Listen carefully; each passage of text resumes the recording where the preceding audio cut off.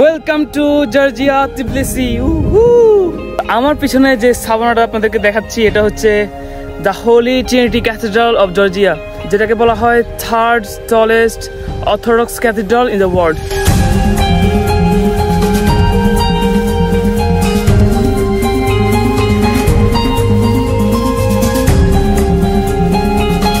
আমি এখন রয়েছি জর্জিয়ার তিবলিসিতে, আর আমার পিছনে দেখতে পাচ্ছেন জর্জিয়ার বিখ্যাত পাথরের স্মৃতিস্তম্ভ।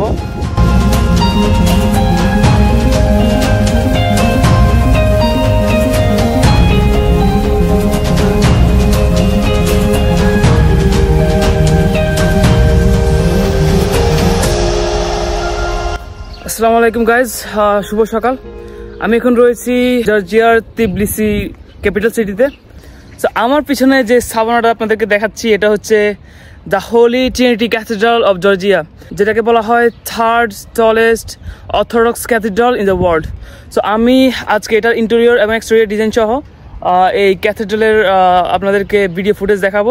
সো ভিডিওটা শেষ পর্যন্ত দেখতে থাকুন।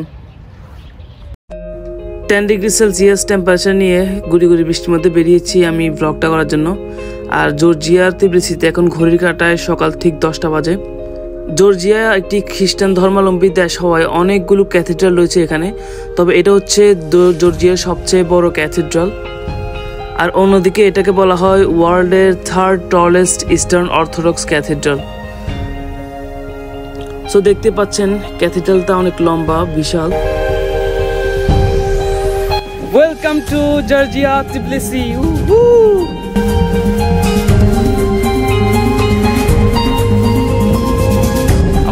Amazing, it's like a heaven. এই ক্যাথিড্রালটি বলতে পারেন অনেকটা পাহাড়ের উঁচুতে হওয়ায় এখান থেকে আপনি তিবলিসি শহরের সুন্দর একটা ভিউ পাবেন।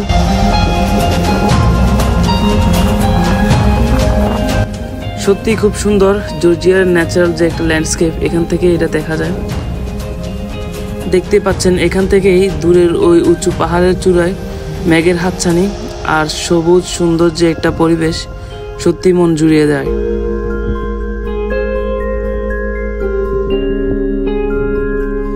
তবে সবচেয়ে মজার বিষয় হচ্ছে ইউরোপ ঘেঁষা জর্জিয়াতে নভেম্বর থেকে জানুয়ারিতে যখন স্নোফল হয় তখন জর্জিয়ার সৌন্দর্য আরো দ্বিগুণ হয়ে যায়। আর এখানে যে গ্রুপটি দেখতে পাচ্ছেন এরা মূলত পর্যটক, আর এদের মধ্যে একজন গাইড রয়েছেন যিনি তাদেরকে জর্জিয়ার তিবলিসি এবং এই ক্যাথিড্রালটি সম্পর্কে ধারণা দিচ্ছেন। সত্যি জর্জিয়ার অপরূপ প্রাকৃতিক সৌন্দর্যের সাথে কোনো কিছুরই তুলনা হয় না। সো আপনি যদি একজন ট্রাভেলার হয়ে থাকেন, জর্জিয়া থাকতে পারে আপনার পছন্দের তালিকায়।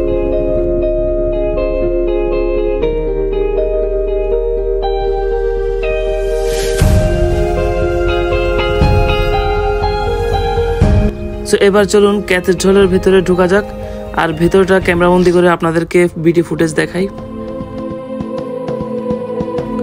ক্যাথিড্রালের ভিতরের পরিবেশটা এতটাই শান্ত যে আপনি একটা স্পিরিচুয়াল ফিলিংস তো পাবেনই, তার সাথে এর সারাটা ইন্টেরিয়র জুড়ে যে রিলিজিয়াস পেইন্টিং এবং স্ক্রিপচার্স রয়েছে তা আপনাকে নিশ্চিত মুগ্ধ করবে। বাইরে থেকে বোঝা সম্ভব না হলেও এর ভেতরের উঁচু উঁচু বিশাল দেওয়ালগুলো আপনাকে অনেকটাই বিমোহিত করবে। ক্যাথিড্রালটির নির্মাণ কাজ শুরু হয়েছিল 1995 সালে এবং 2004 সালে এর কাজ শেষ হয়। প্রায় দীর্ঘ 9 বছর লেগেছে এই বিশ্বের তৃতীয় বৃহত্তম ক্যাথিড্রালটি নির্মাণ করতে।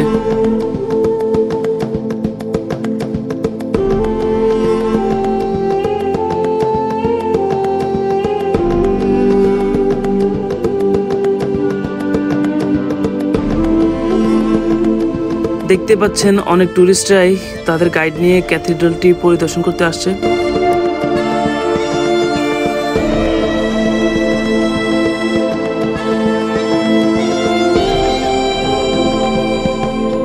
আর খ্রিস্টানদের ধর্মীয় বিশ্বাস অনুযায়ী এখানকার লাইটিংগুলোই অন্যরকম, তবে খুবই সুন্দর, খুবই নান্দনিক।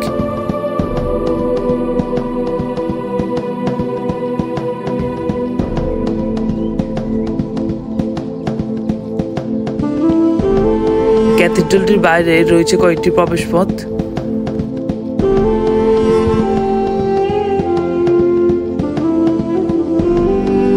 সত্যিই খুব সুন্দর চারপাশটা, খুবই ন্যাচারাল।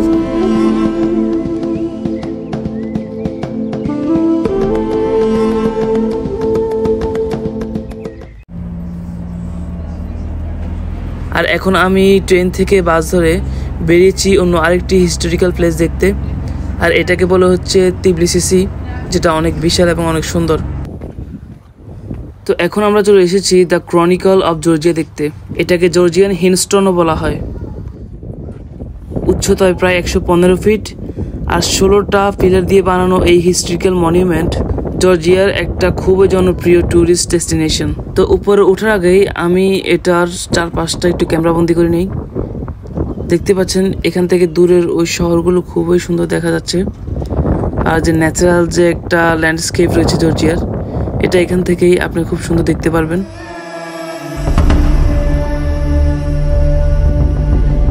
হ্যালো, আমি এখন রয়েছি জর্জিয়ার তিবলিসিতে। যদিও আমি আমার হোটেল বা আমার যে শহর ওটা থেকে আমি অনেক দূরে রয়েছি, আর আমার পিছনে দেখতে পাচ্ছেন সেই জর্জিয়ার বিখ্যাত পাথরের স্মৃতিস্তম্ভ। আর আপনারা জর্জিয়া নিয়ে গুগল বা সোশ্যাল মিডিয়াতে স্ক্রল করলে এই স্মৃতিস্তম্ভটাকে আগে দেখতে পারবেন। সো বিশ্বাস করবেন কিনা জানি না, এখানে উঠতে আমি পুরো হাঁপাই গেছি ভাই। কারণ এখানে উঠতে হলে আপনাকে অনেকগুলো সিঁড়ি বেয়ে উঠতে হবে, আর এটা পাহাড়ের চূড়ায়। অর্থাৎ দেখতে পাচ্ছেন আমার পিছনে শুধু এই সিঁড়ি শেষ না, এটা অনেক পাহাড়ের চূড়া রয়েছে। সো এখানে উঠতে হলে আপনাকে অনেক বুক পোহাতে হবে। সো জর্জিয়া আসার আগে এটা নিয়ে একটা ডকুমেন্টারি বা ব্লগ করার আমার ইচ্ছা ছিল, তাই এত দূরে আসা। এই জন্য মেট্রো বাস অনেক কিছু করে আমাকে এখানে আসতে হয়েছে। অনেক দূরে আছি আমি আমার হোটেল থেকে। আর দেখতে পাচ্ছেন সেই ঐতিহাসিক পাথরের স্মৃতিস্তম্ভ, যদিও এটা খ্রিস্টানদের। সো চলুন এটা সম্পর্কে কিছু জেনে নেওয়া যাক, আর শেষ পর্যন্ত ভিডিওটা দেখতে থাকুন।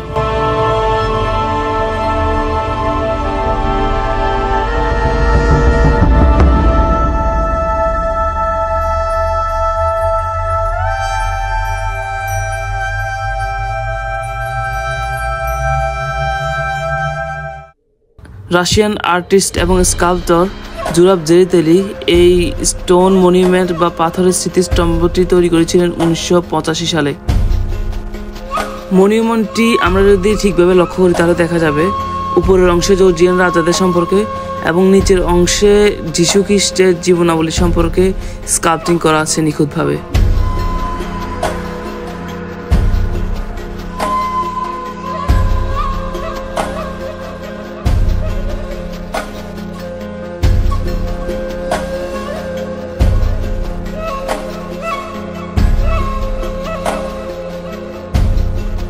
চলুন বিশাল পাথরের তৈরি এই মনিউমেন্টের ভিতরের অংশটি এক্সপ্লোর করা যাক।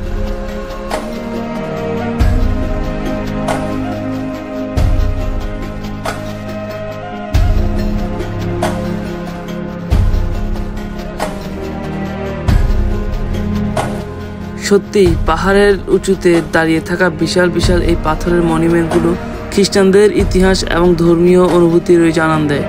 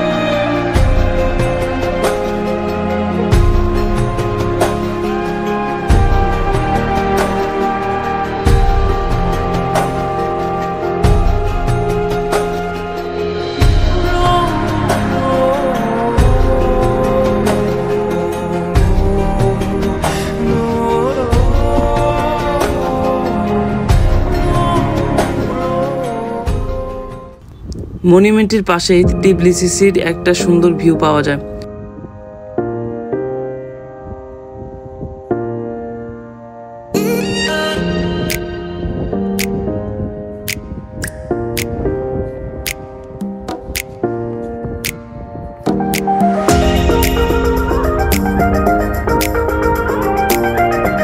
এখান থেকে এই শহরটির সুন্দর একটা ভিউ পাবেন।